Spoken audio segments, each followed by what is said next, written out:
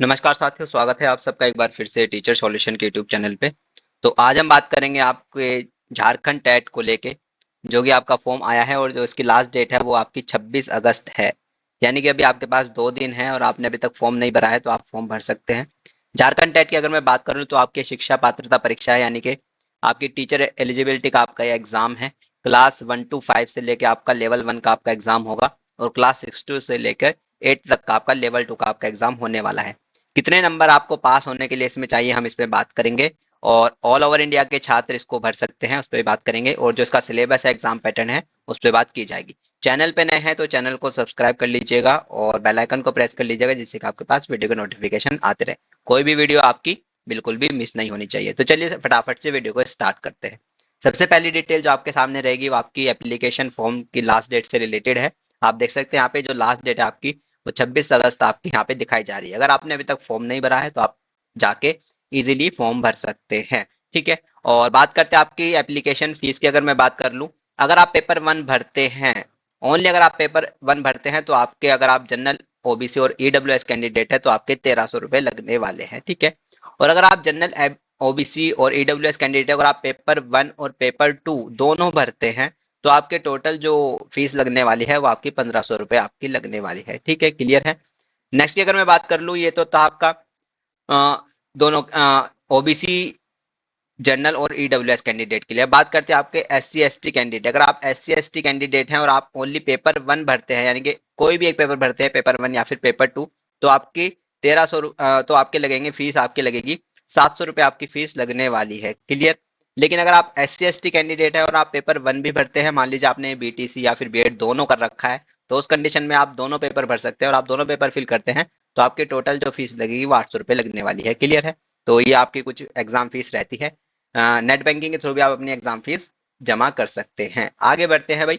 Education eligibility की अगर मैं बात कर लूँ तो आप यहाँ पे देख सकते हैं प्राइमरी लेवल, यानी कि पीआरटी के लिए जो आपकी एलिजिबिलिटी रहने वाली है, उसमें आपका या तो आपने बीटीसी कर रखी हो, डीएलएड कर रखी हो, एक ही बात है। ठीक है। या फिर आपने बीएलएड कर रखी हो। ठीक है। यानी कि 2 साल का आपने डिप्लोमा कोर्स आपने इसमें कर रखा हो तो आप पीआरटी के लिए एलिजिबल है। अदर स्टेट के स्टूडेंट भी एलिजिबल हैं। अगर आप उन्होंने आपने भी बीटीसी डीएलएड या फिर बीएलएड कर रखा है तो अदर स्टेट के जो कैंडिडेट हैं वो भी इसको भर सकते हैं। लेकिन सीधी सी बात यही है, वो आप जनरल में फिर काउंट होंगे। अदर स्टेट का जितना भी स्टूडेंट है वो आपका जनरल कैटेगरी में काउंट होने वाला है। ठीक है। चलिए आगे बढ़ते हैं। नेक्स्ट एलिजिबिलिटी अगर मैं बात कर लूँ तो जूनियर लेवल की अगर मैं बात करूँ, यानी कि क्लास 6 to 8 से लेके जो आपकी एलिजिबिलिटी रहती है, वो आपकी बीटीसी हो या फिर डीएलएड हो आपके पास, है ना, या फिर आपके पास बीएड हो। यानी कि सीधी सी बात है, जो बीटीसी वाला जो कैंडिडेट है वो आपका 1 to 5 में भी एलिजिबल है।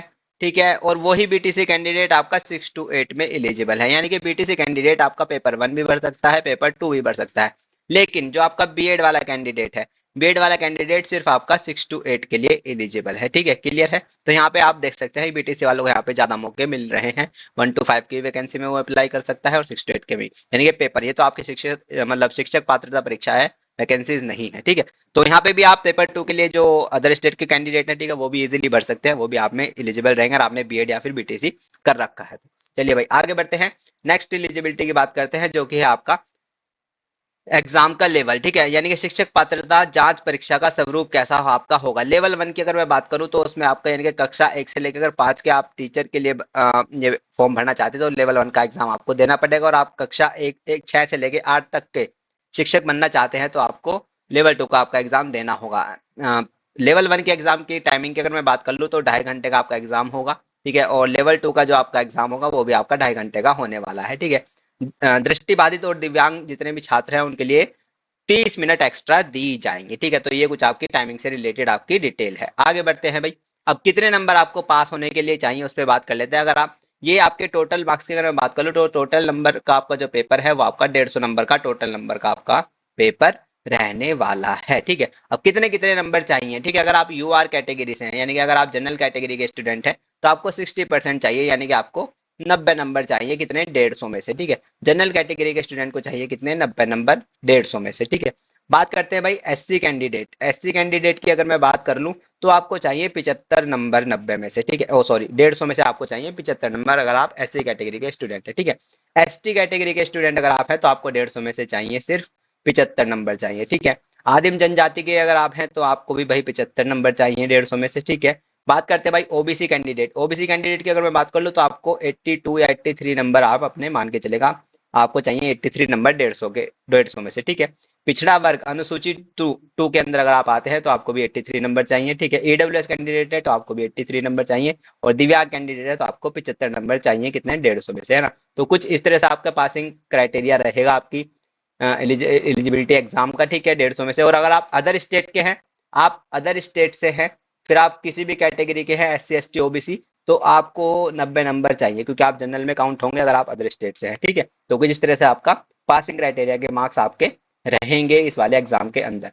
चलिए आगे बढ़ते हैं, नेक्स्ट नेक्स्ट डिटेल की बात करते हैं। ये है भाई आपका एग्जाम सिलेबस। सिलेबस की अगर मैं बात कर लूँ तो बहुत ही खतरनाक सिलेबस है। वैसे तो ये एग्जाम आपका 2016 में आपका कंडक्ट कराया था झारखंड राज्य की अगर मैं बात करूं, तो ये 2016 में लास्ट बार कंडक्ट कराया, और अब ये 2024 में आपका कंडक्ट कराया जा रहा है। यानी कि इनकी शिक्षक पात्रता का एग्जाम जो पिछली बार हुआ था वो सिर्फ 2016 में हुआ था, उसके बाद कभी नहीं हुआ।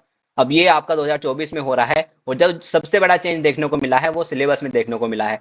सिलेबस की अगर मैं बात करूँ तो बहुत ही वाहियात सिलेबस है, क्योंकि अगर मैं कक्षा 1 से लेकर 5वीं तक के छात्र के एग्जाम की बात कर लूँ, उसके एग्जाम पैटर्न की बात कर लूँ, उसके एग्जाम सिलेबस की बात कर लूँ, तो बहुत ही हाई लेवल का सिलेबस इन्होंने यहाँ पे दिया है। चलिए बात करते हैं सबसे पहले एग्जाम लेवल की, क्लास 1 से लेके 5 की, यानी कि लेवल 1 के पेपर के सिलेबस की। सबसे पहले हिंदी लैंग्वेज में अगर मैं बात करूँ तो आपको कुछ इस तरह के यहाँ पर आपके सब्जेक्ट दिखाई देते हैं। रचनात्मक लेखन एवं जनसंचार माध्यम, इससे आपके क्वेश्चन आएंगे, यानी कि निबंध कार्यालय पत्र रिपोर्ट समाचार संपादिका संचार माध्यम, इससे रिलेटेड आपके क्वेश्चन आने वाले हैं, ठीक है। आरोह भाग वित्तांग भाग, ये सारे व्याकरण से रिलेटेड, यानी कि जितनी भी आपकी हिंदी व्याकरण रहेगी उससे रिलेटेड आपके क्वेश्चन यहाँ पे पूछे जाएंगे, ठीक है। गद्यांश बोध वाक्यांश बोध, इससे रिलेटेड आपके क्वेश्चन यहाँ पे आने वाले हैं हिंदी के अंदर, ठीक है। चलिए बात करते हैं आपके इंग्लिश लैंग्वेज के सेक्शन की, जो आपके आएंगे, आपका पैसेज आएगा, ठीक है, कॉम्प्रिहेंशन आएगा, आपके टेंस से रिलेटेड आपके क्वेश्चन आएंगे, वॉइस से रिलेटेड क्वेश्चन आएंगे, नरेशन से रिलेटेड आएंगे, इडियम्स एंड फ्रेजेस से क्वेश्चन रिलेटेड आएंगे, और सिनोनियम और एंटोनियम आपके पूछे जाएंगे इंग्लिश सेक्शन के अंदर, ठीक है। उर्दू लैंग्वेज अगर आप सिलेक्ट करेंगे तो आपके उर्दू लैंग्वेज से आपके उसमें क्वेश्चन आएंगे, ठीक है। मैथमेटिक्स की अगर मैं बात कर लूँ, देखिएगा ये जो आपका एग्जाम है लेवल 1 की मैं बात कर रहा हूँ, यानी कि क्लास 1 से लेके 5 की, और मैथमेटिक्स का अगर मैं सिलेबस की बात कर लूँ तो वो पूरा का पूरा 12th से रिलेटेड आपका सिलेबस है। यानी कि आप टीचर तो बनने जा रहे हैं 1 से लेके 5 तक के, लेकिन आप जो तैयारी करेंगे वो 12th लेवल के जितने भी मैथ होता है वो आपको यहाँ पे करना पड़ेगा। डिफरेंशियल कैलकुलस, तो यहाँ पे देखो भाई ये 12th में आती है ना, तो ये कभी 10th में होती है, और डिफरेंशियल कैलकुलस जो आपका पार्ट है वो 12th का होता है, यानी कि आपको 12th का मैथ की यहाँ पे तैयारी करनी पड़ेगी, यानी एक तरह से एडवांस मैथ आपको यहाँ पे तैयार करना पड़ेगा। इंटीग्रल कैलकुलस है ना, इंटीग्रल कैलकुलस आपको यहाँ पे करना पड़ेगा, ये भी आपका 12th का पार्ट होता है ना। कोऑर्डिनेट ज्योमेट्री ये भी आपका 12th का पार्ट होता है, और ट्रिग्नोमेट्री आपका 10th में तो आती है थोड़ी बहुत, लेकिन हायर लेवल की यहाँ पे ट्रिग्नोमेट्री आपकी पूछी जानी है। अलजेब्रा भी आपका 12th में आता है, और आपका प्रोबेबिलिटी भी आपका 11th 12th में आपकी स्टार्ट होती है, ठीक है। तो यहाँ पे आपको 12th का मैथ की यहाँ पे तैयारी करनी पड़ेगी, जो कि मुझे नहीं लगता ये सही था। एक आप 1 से लेकर 5वीं तक के टीचर की तैयारी करेंगे और आप 12th के मैथ की तैयारी करें, कहीं ना कहीं यहाँ पे इन्हें जनरल मैथ यहाँ पे देना चाहिए था, ठीक है ना, अर्थमेटिक का। तो ये तो कहीं ना कहीं मतलब चीज गलत ही है। चलिए बात करते हैं नेक्स्ट सेक्शन की, यानी कि जो है आपका चाइल्ड पेडागोजी। यहाँ पे आपके बाल व्यवहार का अध्ययन, इससे रिलेटेड क्वेश्चन पूछे जाएंगे, व्यवहार के सिद्धांत, व्यवहार के निर्धारक तत्व, बालक के व्यवहार के अध्ययन की विधियां से रिलेटेड आपके क्वेश्चन पूछे जाएंगे, बालक की वृद्धि एवं विकास से रिलेटेड आपके क्वेश्चन पूछे जाने हैं, विकास की अवस्थाओं से रिलेटेड क्वेश्चन पूछे जाने हैं, व्यक्तित्व विकास और समायोजन से रिलेटेड, व्यक्तिगत विभिन्नता एवं इस व्यक्तिगत विभिन्नता एवं इसका शैक्षिक प्रभाव से रिलेटेड आपके क्वेश्चन पूछे जाने हैं, शिक्षा और अधिगम इससे रिलेटेड आपके क्वेश्चन पूछे जाने हैं। बताती है जनरल स्टडी का सेक्शन भी आपका इसमें इसमें आएगा, और सामान्य अध्ययन से रिलेटेड आपके इसमें प्रश्न आपके पूछे जाएंगे, ठीक है। लैंग्वेज सब्जेक्ट आपके ये सब है, हिंदी इंग्लिश उर्दू, है ना, ये आपकी संथाली बांग्ला, ये सारी आपकी लैंग्वेज है, तो इनसे भी आपके रिलेटेड आपके लैंग्वेज सेक्शन में आपके क्वेश्चन पूछे जाने हैं। आगे बढ़ते हैं भाई, ये तो था आपका 1 to 5 का, और आप बात करेंगे अब 6 to 8 के सिलेबस की, ठीक है। 6 to 8 के सिलेबस भी आपका बहुत ही हायर लेवल का इसमें दे रखा है। 6 to 8 के सिलेबस की मैं सबसे पहले बात कर लूँ हिंदी लैंग्वेज का।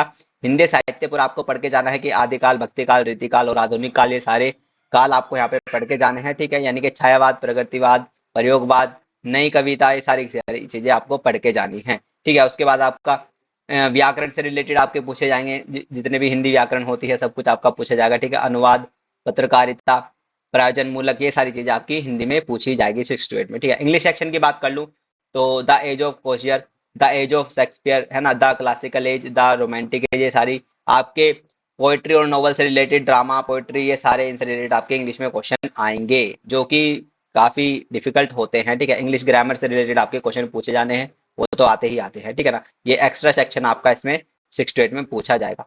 उर्दू में वही जो आपका लैंग्वेज होगी, उर्दू से रिलेटेड आपके जितने भी क्वेश्चन होंगे उसमें पूछा जाएगा। अब बात करते हैं भाई मैथ के सेक्शन की। 6 to 8 की अगर मैं मैथ के सेक्शन की बात करूं तो यहाँ पे पूरा का पूरा ग्रेजुएशन लेवल का, यानी कि बीएससी मैथ का, जो बीएससी में जो मैथ होता है उससे रिलेटेड आपके यहाँ पे क्वेश्चन पूछे जाने हैं। यहाँ पर आप देख सकते हो ट्रायंगुलर एक्सिस से related, condition of the general equation से रिलेटेड आपके क्वेश्चन पूछे जाने हैं। ठीक है, यहाँ पे parabola, ellipse, hyperbola, reduction into standard form, ये सारी चीजें आपके बीएससी के मैथ में आपकी पूछी जाती है, उससे रिलेटेड ये सारे आपके sphere, polar and cylindrical coordinate, ये सारी चीजें आपके बीएससी मैथ में होती हैं। ठीक है, आगे बात कर लेते हैं भाई ट्राइग्नोमेट्री के आपके क्वेश्चन पूछे जाएंगे। और सबसे बड़ी बात तो ये देखो, आप देख सकते हैं बायनोमल थ्योरम, ये आपकी बीएससी में होती है। ठीक है, एक्सपोनेंशियल सीरीज भी आपकी बीएससी में होती है। ठीक है, और ये आपकी डी मॉर्बी थ्योरम, ये सारी चीजें आपकी, ये सारी सारी थ्योरम आपकी बीएससी के अंदर ही होती हैं, तो वो आपकी 6 to 8 के शिक्षा पात्रता परीक्षा में पूछी जाती है। ठीक है, डिफरेंशियल कैलकुलस में आपका लिबनीज थ्योरम,